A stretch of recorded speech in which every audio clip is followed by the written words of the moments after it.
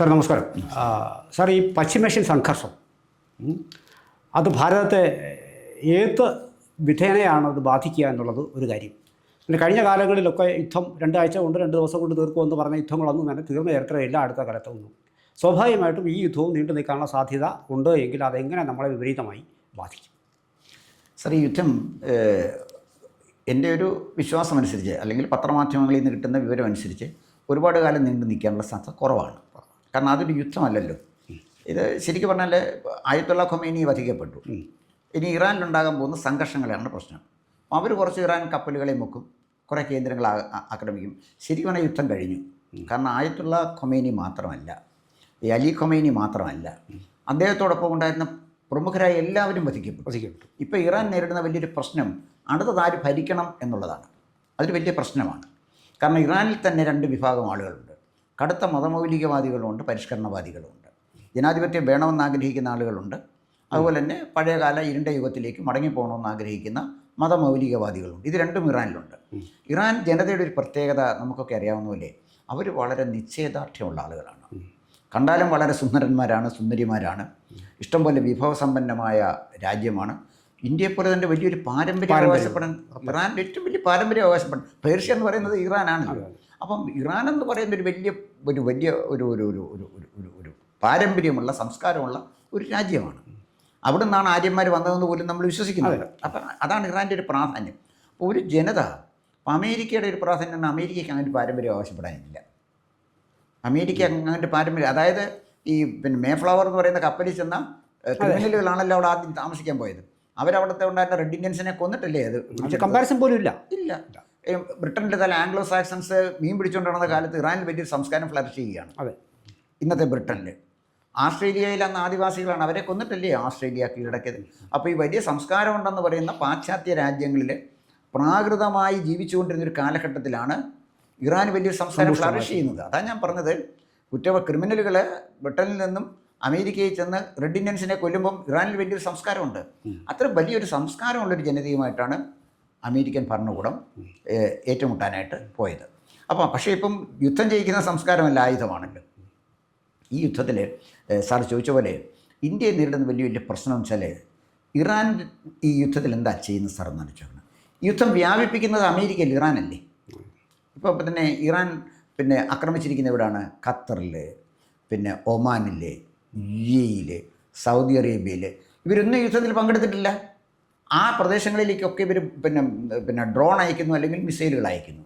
അവിടെയൊക്കെ ഇപ്പം തന്നെ 1-2 പേര് ചിലർ പരിക്ക് പറ്റിയ മലയാളികളുണ്ടല്ലോ. അപ്പോൾ അവിടെ ഈ രാജ്യങ്ങൾ സാമ്പത്തികമായി ബുദ്ധിമുട്ടിലായാൽ അവരുടെ എണ്ണ സംഭരണികൾ അടക്കമുള്ളത് ഇറാൻ മിസൈലുകളോ അല്ലെങ്കിൽ അവരുടെ ഡ്രോണോ നശിപ്പിച്ചാൽ അതിൻ്റെ വലിയൊരു ഫലം അവർ മാത്രമല്ല വില കൊടുക്കേണ്ടി വരുന്നത്, ഇന്ത്യക്കാരാണ്. ഇന്ത്യക്കാരിൽ വലിയൊരു വിഭാഗം ആളുകൾ മലയാളികളാണ്. ഇപ്പോൾ ഈ യുദ്ധം നമ്മുടെ സഹോദരങ്ങളല്ല, അതായത് വിദേശത്തുള്ള നമ്മുടെ സഹോദരങ്ങളെ ബാധിക്കുന്ന ഒരു കാര്യമാണ്. GCC രാജ്യങ്ങളിൽ തന്നെ ഏതാണ്ട് 1 കോടിക്കടുത്ത് 85 ലക്ഷത്തിലധികം മലയാളികളുണ്ട്. അപ്പോൾ ഇതൊരു നിസ്സാര കാര്യമല്ല, നമ്മളെ ബാധിക്കുന്ന കാര്യമാണ്. പക്ഷേ നമ്മൾ നിസ്സാരമാണ്, യുദ്ധം തീർക്കാൻ നമുക്ക് പറ്റില്ലല്ലോ. അതുകൊണ്ട് സാർ ചോദിച്ചതുപോലെ ഈ യുദ്ധം വളരെ പ്രതികൂലമായിട്ട് ഇന്ത്യക്കാരെ ബാധിക്കും, പ്രത്യേകിച്ച് മലയാളികളെ ബാധിക്കുമെന്ന് തന്നെയാണ് എൻ്റെ ആശങ്ക. സാർ, ഞാൻ മറ്റൊരു കാര്യം ചോദിച്ചിട്ട്, ഇപ്പോൾ ഈ അമേരിക്കൻ അധിനിവേശത്തെ ഒരു കാരണവശാലും അംഗീകരിക്കില്ല എന്നുള്ള ഒരു നയം ഇറാൻ്റെ ഭാഗത്തുണ്ട്. ഇപ്പോൾ ഇറാനിൽ തന്നെ ഇദ്ദേഹത്തോട് ഭരണാധികാരിയോട് കടുത്ത അമർഷം ഉണ്ടായിരുന്ന ഒരു സ്ഥിതിവിശേഷങ്ങളുണ്ടായിരുന്നു. ഇപ്പോൾ മഹസാബിനുടെ കാര്യം നമുക്കറിയാം. ഒരു വാർത്ത ധരിക്കുന്നതിൻ്റെ പേരിൽ എന്തെല്ലാം പ്രശ്നങ്ങൾ അവിടെ ഉണ്ടായിട്ടുണ്ട്. പക്ഷേ ഇപ്പോൾ ഇദ്ദേഹം കൊല ചെയ്യപ്പെട്ടപ്പോൾ സ്വാഭാവികമായും ഇദ്ദേഹത്തിന് എതിരായി പെരുമാറിയിരുന്നവർ പോലും, ചിന്തിച്ചിരുന്നവർ പോലും ഐക്യത്തൊരു ദേശീയ വികാരം അവിടെ സ്വാഭാവികമായിട്ടും ഇറാന് അനുകൂലമായൊരു വികാരം മൊത്തത്തിൽ ഉയർന്നിട്ടുണ്ട്. ഇപ്പോൾ ഇസ്ലാമിനെ സംരക്ഷിക്കുന്നതിൽ ഞങ്ങൾ മാത്രമാണ് ഇസ്ലാമിനെ സംരക്ഷിക്കുന്ന ഒരു ബോധവും ആ ജനതയ്ക്കുണ്ട്. അപ്പോൾ ആ അടിസ്ഥാനത്തിൽ വാസ്തവത്തിൽ അതുകൊണ്ടായിരിക്കണം അത് അവർക്ക് സ്വാഭാവികമായിട്ടും അവർ ഈ ഞങ്ങൾക്കിതിന് കഴിഞ്ഞില്ലെങ്കിൽ പിന്നെ നിങ്ങളെയും കൂടി ഇത് മുക്കിക്കളയാമെന്നൊരു തോന്നൽ വരികയും മറ്റ് ഗൾഫ് രാജ്യങ്ങളെ അവർ ആക്രമിക്കാനുള്ള ഇട കൊടുത്തത്. സ്വാഭാവികമായിട്ടും ഈ അമേരിക്ക ചെയ്യുന്നതും ഇറാൻ ചെയ്യുന്നതും തമ്മിൽ താരതമ്യം ചെയ്യുമ്പോൾ ഇപ്പോൾ ഇക്കാലയളവിൽ ഭരണാധികാരികൾ മാറിക്കഴിഞ്ഞിരുന്നു. പക്ഷേ എങ്കിൽ പോലും കാലവും കാരണവും മാറി. ഈ ട്രംപിന് മുമ്പുള്ള ആൾക്കാരും ഈ ഒരു രാജ്യത്തിൻ്റെ പരമാധികാരത്തിന്മേൽ കടന്നു കയറിയത് ഇത് ആദ്യത്തെ കാര്യമല്ല. അപ്പോൾ അതും അവസാനിപ്പിക്കേണ്ടതല്ലേ? സാറേ, ഇത് അമേരിക്ക കടന്നു കയറാൻ തുടങ്ങി ഇന്നല്ല. 1979 അവിടെ ഒരു അതെ ഇസ്ലാമിക വിപ്ലവത്തിലൂടെ. അല്ല, ഇവിടെ മാത്രമല്ല, ബാക്കി ലോകമെമ്പാടുമുള്ള രാജ്യങ്ങൾക്ക് അല്ല, ഇറാനിലൊരു ഒരു സ്വതന്ത്ര ഭരണാധികാരം, ജനാധിപത്യം ഉണ്ടായിരുന്നു. ഉണ്ടായിരുന്നു. ആ ഭരണകൂടത്തെ അട്ടിമറിച്ചുകൊണ്ടാണ് അവർ പഹലവി ഷായുടെ അതെ ഗവൺമെന്റിനെ കൊണ്ടുവന്നത്. ആ പഹലവി ഷായുടെ ഗവൺമെന്റിനെ ഇവർ തന്നെയാണ് അട്ടിമറിച്ചത്. അതെ, അമേരിക്ക തന്നെയാണ് അട്ടിമറിച്ചത്. BBC കൊടുത്ത പ്രചരണങ്ങൾ, BBC അതിൻ്റെ മുഖ്യ പങ്ക് വഹിച്ചത് BBC ആണ്. ഈ ഇറാനിലെ ഒരു ഭരണമാറ്റത്തിന് മുഖ്യ പങ്ക് വഹിച്ചത് പിന്നെ BBC ആണ്. അവർ കൊടുത്ത വ്യാജ പ്രചരണത്തിൽ ഇറാൻ ജനത വീണു. അവസാനം അവർ പിന്നെ പഹലവി ഷായ്ക്കെതിരെ കലാപത്തിന് പുറപ്പെട്ടു. അവസാനം കലാപത്തിന് പുറപ്പെട്ടപ്പോഴെന്താ സംഭവിച്ചത്? പഹലവി ഷാ ഒരു ജനാധിപത്യ ബോധമുള്ള ജനാധിപത്യ ഗവൺമെൻറ് ഒന്നും അല്ലെങ്കിലും ഇറാൻകാർക്ക് വലിയ സ്വാതന്ത്ര്യം ഉണ്ടായിരുന്നു. ഇറാൻകാർക്ക് ഇറാനിലെ മിനി സ്കർട്ടൊക്കെ ഇട്ട് തെരുവിലൂടെ നടക്കുന്ന സ്ത്രീകളന്നുണ്ടായിരുന്നു. അവിടുന്ന് എങ്ങോട്ടാണ് പോയത്? പഴുതാതിരിക്കുന്ന ഒരു വിധത്തിൽ. അപ്പം ചരിത്രത്തിൽ പുറകോട്ട് നടത്തുകയാണ് ആയത്തുള്ള റൂഹുള്ള ഖൊമൈനി എന്ന് പറയുന്ന ആൾ ചെയ്തു വെച്ചത്. ഇസ്ലാമിക ഭരണകൂടമാണ് അവിടെ അടിച്ചേൽപ്പിച്ചത്. ഇസ്ലാമിക ഭരണകൂടം എവിടെ അടിച്ചേൽപ്പിച്ചു? എല്ലാ സ്വാതന്ത്ര്യവും അനുഭവിച്ചു വന്ന വലിയ സംസ്കാരമുള്ള ഒരു രാജ്യത്തെ ജനതയുടെ മുകളിലേക്ക് ഇത് അടിച്ചേൽപ്പിക്കുകയാണ്. അവിടുത്തെ മുസ്ലിങ്ങൾ തന്നെയല്ലേ ഉള്ളൂ ഈ ഇസ്ലാമിനെ എതിർത്തത്, ഈ പ്രാകൃതമായ ഈ സമ്പ്രദായത്തെ എതിർത്തത് അവിടുത്തെ മുസ്ലിങ്ങളാണല്ലോ, അല്ല വേറെ മതക്കാരവിടെ ഇല്ലല്ലോ. പിന്നെ ഇതിനകത്ത് മുസ്ലിം മതത്തിൽ, ഇസ്ലാം മതത്തിൻ്റെ പ്രശ്നമുണ്ട്. സുന്നികളുണ്ട്, ഷിയാകളുണ്ട്. ഇവർ ഷിയാ വിഭാഗത്തിൽ. അപ്പം സൗദി അറേബ്യക്ക് സുന്നി വിഭാഗത്തിൽപ്പെട്ട ഇവർ തമ്മിൽ ഈ മതത്തിനകത്തുള്ള ആഭ്യന്തര തർക്കമുണ്ട്.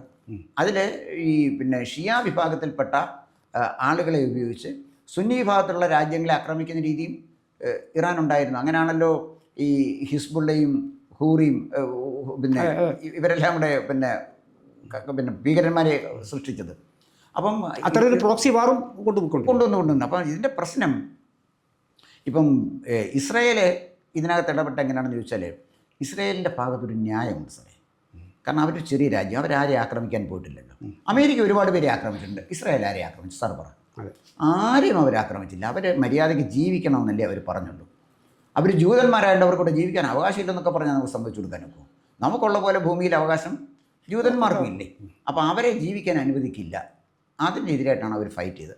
അവർക്ക് യുദ്ധം ചെയ്തേ മതിയാവുള്ളൂ. അവർ യുദ്ധം ചെയ്തു. അവരുടെ ഇച്ഛാശക്തിക്ക് മുന്നിൽ അറബ് രാജ്യങ്ങൾ കീഴടങ്ങുകയും ചെയ്തു. അവസാനം എന്ത് സംഭവിച്ചു? ജോർദാനും ഈജിപ്റ്റും ഒക്കെ അവരുമായിട്ട് കരാറിൽ ഏർപ്പെട്ടില്ലേ? ഇപ്പോൾ സൗദി അറേബ്യ അവരുമായിട്ട് സഖ്യത്തിലാകുന്നില്ലേ? UAE അവരുമായിട്ട് സഖ്യത്തിലാകുന്നില്ലേ? ഇറാൻ എന്താ ചെയ്യുന്നത്? ഇവർക്കൊക്കെ സഖ്യത്തിലാകാമെങ്കിൽ നേരിട്ട് യുദ്ധം ചെയ്ത ജോർദാനോ അല്ലെങ്കിൽ ഈജിപ്തിനോ ഇസ്രായേലുമായിട്ട് സഖ്യത്തിലാകാമെങ്കിൽ എന്തിനിവർ ഈ പിന്നെ ഹൂതികളെയും ഹമാസിനെയും പിന്നെ ഒക്കെ അയച്ച് ഇസ്രായേൽ കലാപങ്ങൾ ഉണ്ടാക്കുന്നു? അവർ മര്യാദയ്ക്ക് ജീവിക്കാൻ തീരുമാനിച്ചാൽ പോരെ.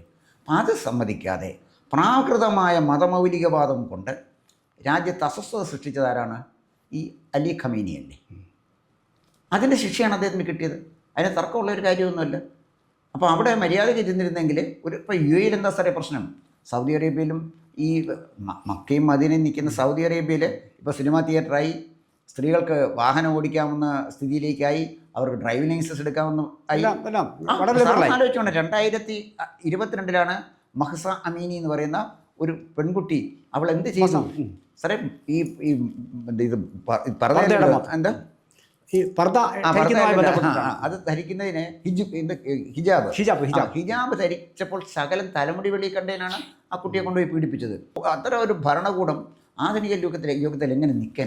എഴുത്തുകാരൊക്കെ അവിടെ വിട്ടുകഴിഞ്ഞു. അപ്പം അതാണ് ചോദിച്ച് വാങ്ങിച്ച ഒന്നാണിത്. പക്ഷെ പിന്നെ അമേരിക്ക ധരിക്കുന്ന പോലെ കാര്യങ്ങൾ മുന്നോട്ട് പോകുമെന്ന് ഞാൻ കരുതുന്നില്ല. കാരണം എന്നറിയാം, ഇറാനിൽ ചെന്ന് ഇപ്പോഴത്തെ പിന്നെ അലി ഖമീനിയെ മാറ്റി അമേരിക്കൻ ഭരണകൂടം സ്ഥാപിക്കുക നടക്കില്ല.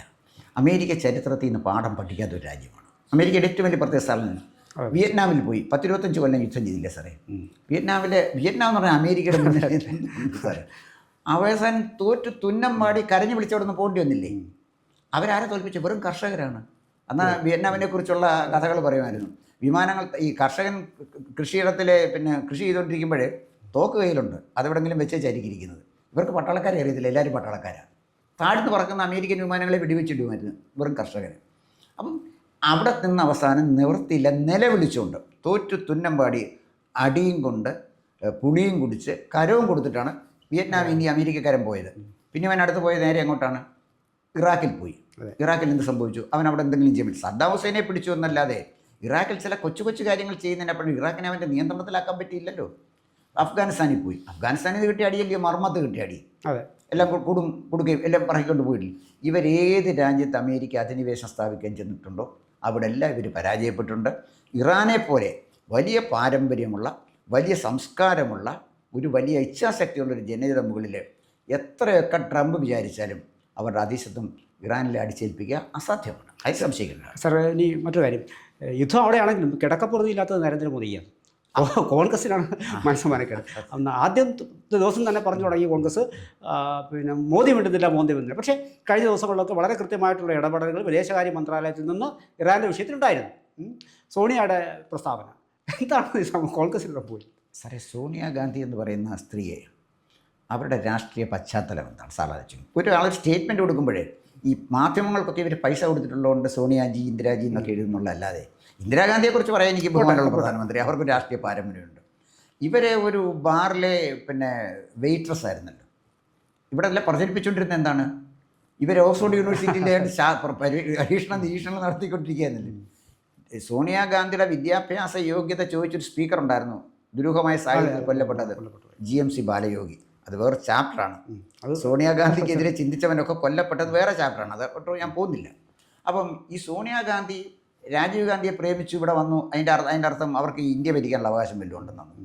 അല്ല, ഇവർക്ക് അതിനുള്ളൊരു ഇച്ഛാശക്തിയോ ഭൗതികമായ നിലവാരമൊന്നും ഇല്ലാത്തൊരു സ്ത്രീയാണ്. അവർക്ക് ആരെങ്കിലും ഈ ജയറാം രമേശിനെ പോലുള്ള ഏതെങ്കിലും പമ്പര വിട്ടികൾ കൊടുക്കുന്ന ഉപദേശമാണ് ഇവർ ഉപയോഗിച്ചുകൊണ്ടിരിക്കുന്നത്. ജയറാം രമേശ് പറയുന്ന സാർ കേട്ടിട്ടില്ല? കോമൺ സെൻസ് നിരക്കുന്ന കാര്യമില്ല. അദ്ദേഹത്തിനെ പോലുള്ള ആളുകളെ കൊടുക്കുന്നത്. ഇവരെന്താ പറയുന്നത്? ഇതിപ്പം നരേന്ദ്രമോദി കിടക്കപ്പുറതിയില്ല എന്ന് സാർ പറഞ്ഞാൽ കറക്റ്റാണ്. അതായത് നമ്മുടെ ഒരു പറച്ചിലുണ്ടല്ലോ, അതിഥി വന്നാലും മന്ത്രവാദി വന്നാലും ആരെവിടെ പോയാലും നരേന്ദ്രമോദിക്ക് ഇവിടെ കിടക്കാനുള്ളത്. നരേന്ദ്രമോദി നിശബ്ദത പാലിച്ചു. അതായിരുന്നു ആദ്യത്തെ ബഹളം. ഈ ലോകരാഷ്ട്രങ്ങളിൽ നരേന്ദ്രമോദി മാത്രമാണ് നിശബ്ദത പാലിച്ചത്.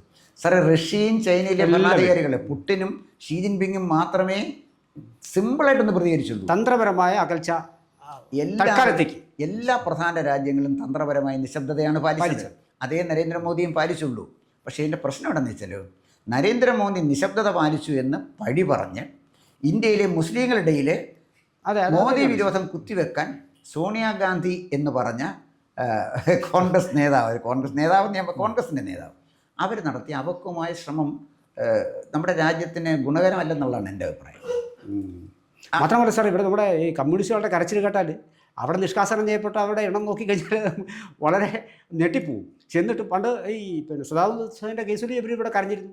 ഇപ്പോഴും കമ്മ്യൂണിസ്റ്റുകൾ കരയുകയാണ്. ഒരു കപട മാനവീയതാവാദം ഇവരും കോൺഗ്രസുമായി ഒത്തുചേർന്നിട്ട് നരേന്ദ്രമോദിക്കെതിരെ ഈ സാറ് പറഞ്ഞതുപോലെ ആൾക്കാരെ ഇളക്കി വിടുന്നതിൻ്റെ ഭാഗമായിട്ട് ഇപ്പോഴും സംഭവിച്ചുകൊണ്ടേയിരിക്കുകയാണ്. സാറേ, അതിനകത്ത് സാറേ ഇന്നല്ലെങ്കിൽ ഒരു കാലത്ത് സാർ അത് ചരിത്രം തെളിയിക്കും.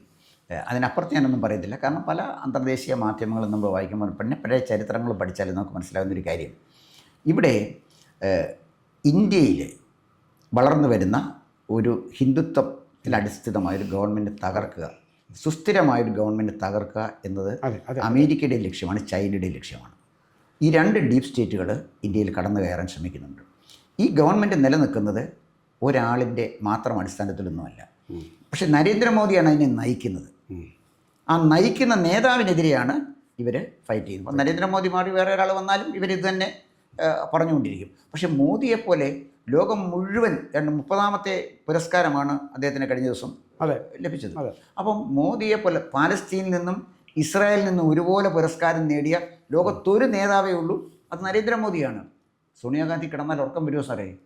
സോണിയാജിയും മോൾജിയും മരുമോൻജിയും കൂടെ ഭരിച്ചുകൊണ്ടിരുന്നതല്ലേ. പിന്നെ കുറേ വാനര സംഘം ഉണ്ടായിരുന്നല്ലോ, ചിദംബരം ചെട്ടിയാർ, അങ്ങനെ കുറേ യൂസ്ലെസ്സുകൾ ഉണ്ടായിരുന്നല്ലോ.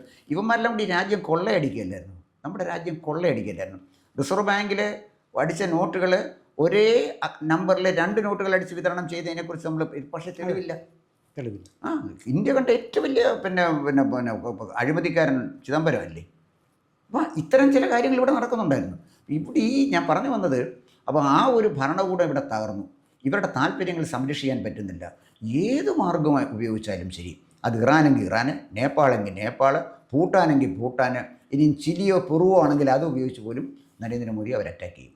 പക്ഷേ അവർ മറക്കുന്ന ഒരു കാര്യം, ഇത്തരം വിഷയങ്ങളിൽ ഒരു പാർട്ടി, സോണിയാഗാന്ധിയെ ഞാൻ വിടുന്നു, സോണിയാഗാന്ധിക്കൊന്നും പ്രാധാന്യമുള്ള കാര്യമല്ല, കോൺഗ്രസ്സിനൊരു ദൗത്യമുണ്ട്. കാരണം കോൺഗ്രസ് വലിയ പാരമ്പര്യമുള്ളൊരു പാർട്ടിയാണ്. എല്ലാ ഗ്രാമങ്ങളിലും കോൺഗ്രസ് ഉണ്ട്. ആ ഉത്തരവാദിത്വം കോൺഗ്രസിനകത്ത് അന്തസ്സും ആത്മാഭിമാനവും രാജ്യസ്നേഹമുള്ള ഏതെങ്കിലും ഒരുത്തൻ ജീവിച്ചിരിപ്പുണ്ടെങ്കിൽ അവനെ ഈ അവർ ചെയ്യേണ്ടത് കോൺഗ്രസിനെ ഇവരിൽ നിന്ന് രക്ഷപ്പെടുത്തുക എന്നുള്ളതാണ്. ഈ ഇന്ത്യ വിരുദ്ധനായ രാഹുൽ ഗാന്ധിയിൽ നിന്നും ഈ കുടുംബത്തിൽ നിന്ന് രക്ഷപ്പെടുത്തുക. വളരെ സംശയാസ്പദമായ ഒരു പശ്ചാത്തലത്തിൽ നിന്ന് വന്ന സോണിയാഗാന്ധിയെക്കുറിച്ച് ഒരുപാട് പുസ്തകങ്ങളുണ്ട്, ഒരുപാട് ആരോപണങ്ങളുണ്ട്. അത്തരം ഒരു കുടുംബത്തിൽ നിന്നും കോൺഗ്രസിനെ രക്ഷപ്പെടുത്തി കോൺഗ്രസിന് നല്ലൊരു പ്രതിപക്ഷ കക്ഷിയാക്കണം. എന്നിട്ട് വേണം നമ്മുടെ രാജ്യത്ത് അവർ രാഷ്ട്രീയ പ്രവർത്തനം നടത്തേണ്ടത്. അപ്പോൾ ഇവർ കിട്ടുന്ന ഈ ആയുധങ്ങളെല്ലാം അവർ ഉപയോഗിക്കും. എന്തായാലും ശരി, ഈ ഇറാൻ്റെ വിഷയത്തിൽ ഗവൺമെൻറ് കാണിച്ച സമീപനത്തോട് എനിക്ക് 100% യോജിപ്പായി. ഇപ്പോൾ തന്നെ നമ്മുടെ വ്യോമാഭ്യാസത്തിൽ പങ്കെടുത്തിട്ട് മടങ്ങിപ്പോയ ഒരു കപ്പൽ അമേരിക്ക ടോർപിഡോ വെച്ച് തകർത്തു. പക്ഷേ നമ്മുടെ സമുദ്രത്തിൽ നിന്നും 40 നോട്ടിക്കൽ മൈൽ അകലെയാണ് നടക്കുന്നത്. അവർ നമ്മുടെ സഹായവും ആവശ്യപ്പെട്ടില്ല.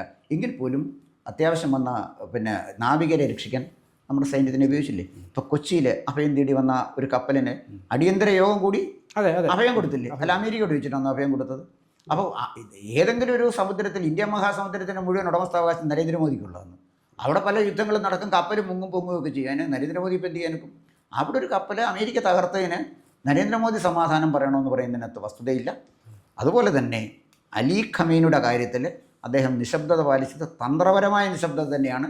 അത് ലോക പൊളിറ്റിക്സ് നമ്മൾ പരിശോധിച്ച് നോക്കാൻ തുടങ്ങാമെങ്കിൽ ഇൻ്റർനാഷണൽ പൊളിറ്റിക്സിൽ ഓരോ സമീപനങ്ങളും നിലപാടുകളും ഒക്കെ ഉണ്ടല്ലോ. അത് നമ്മൾ പരിശോധിക്കുമ്പോൾ തീർച്ചയായിട്ടും ഈ യുദ്ധത്തെ നരേന്ദ്രമോദിയുടെ ഗവൺമെൻറ്റും നരേന്ദ്രമോദിയും സ്വീകരിച്ചിരിക്കുന്നത് രാജ്യസ്നേഹപരമായ ഒരു ആംഗിളിലാണ്. ഏതെങ്കിലും മതവിശ്വാസികളെ തൃപ്തിപ്പെടുത്താനോ ഏതെങ്കിലും രാഷ്ട്രീയക്കാരനെ തൃപ്തിപ്പെടുത്താനോ ഒന്നും അല്ലല്ലോ. ചൈന നമ്മളെ 62-ൽ ആക്രമിച്ചപ്പോഴേ കമ്മ്യൂണിസ്റ്റുകാരെന്താ പറഞ്ഞത്? ചൈനയുടെ നമ്മുടേതെന്നും പറയുന്ന അതിർത്തിയായിരുന്നല്ലോ അന്ന് കണ്ടത്. അപ്പം ഇന്നും ചൈനയോട് കമ്മ്യൂണിസ്റ്റുകാർക്ക് ഒരു കൂറുണ്ട്. പക്ഷേ ചൈനക്കാർക്ക് ആർക്കും ഇവിടുത്തെ കമ്മ്യൂണിസ്റ്റുകാരന്മാരെ കുറിച്ചിട്ട് അറിവുമില്ല, അവരോടൊരു താല്പര്യമില്ല. അപ്പം ഇത് ഈ സന്ദർഭത്തിൽ നമ്മുടെ രാജ്യത്തെ ഗവൺമെൻറ്റിനെ തകർക്കാൻ, ഇവിടെ നിലനിൽക്കുന്ന ഒരു സുസ്ഥിരമായി മുന്നോട്ട് പോയിക്കൊണ്ടിരിക്കുന്ന ഒരു വികസന പ്രക്രിയയെ തടസ്സപ്പെടുത്താൻ കോൺഗ്രസ് ശ്രമിക്കുന്നത് അത് പരാജയത്തിൽ അവസാനിക്കും എന്ന് മാത്രമല്ല, അത് കോൺഗ്രസിൻ്റെ വംശനാശത്തിൽ തീരും. അത് നല്ലൊരു പ്രതിപക്ഷ കക്ഷി ഇന്ത്യയിൽ വളർന്നു വരാനുള്ള അവസരം ഇല്ലാതാക്കുകയാണ് ചെയ്യുന്നത് എന്നാണ് എൻ്റെ ഒരു നിരീക്ഷണം. കൂടുതൽ വാർത്തകളും വിശേഷങ്ങളും നേരിട്ട് ലഭിക്കാൻ ജനങ്ങളിൽ നിന്ന് ജനങ്ങളിലേക്ക് ജനഭൂമി ന്യൂസ് സബ്സ്ക്രൈബ് ചെയ്യൂ. ബെൽ ബട്ടൺ അമർത്താനും മറക്കരുത്.